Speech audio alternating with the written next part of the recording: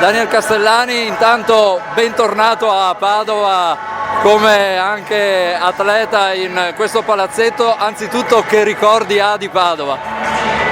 Tanti, è nato mio figlio 24 anni fa, amici, buoni momenti, grande pallavolo, vedere il palazzetto così nuovo non l'avevo riconosciuto, ma un'allegria enorme che prima di tutto che Padova continui con la tradizione della pallavolo, questa è una cosa piacevole, dopo ovviamente trovare tanta gente amica e giocare.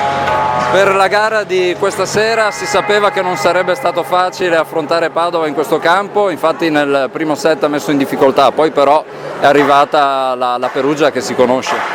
Sì, abbiamo fatto fatica all'inizio, anche perché penso che Padova ha fatto un set quasi perfetto, hanno ricevuto bene, attaccato bene e noi abbiamo avuto un po' di difficoltà.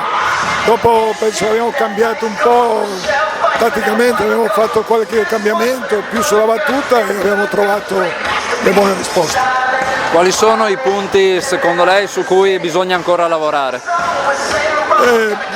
Prima di tutto penso che abbiamo migliorato la ricezione e questo per noi è importante e dobbiamo essere ancora più ordinati a muro, che ancora più con le fasi sporche, con le fasi play ancora non siamo di alta qualità. Grazie, in bocca al lupo. Prego,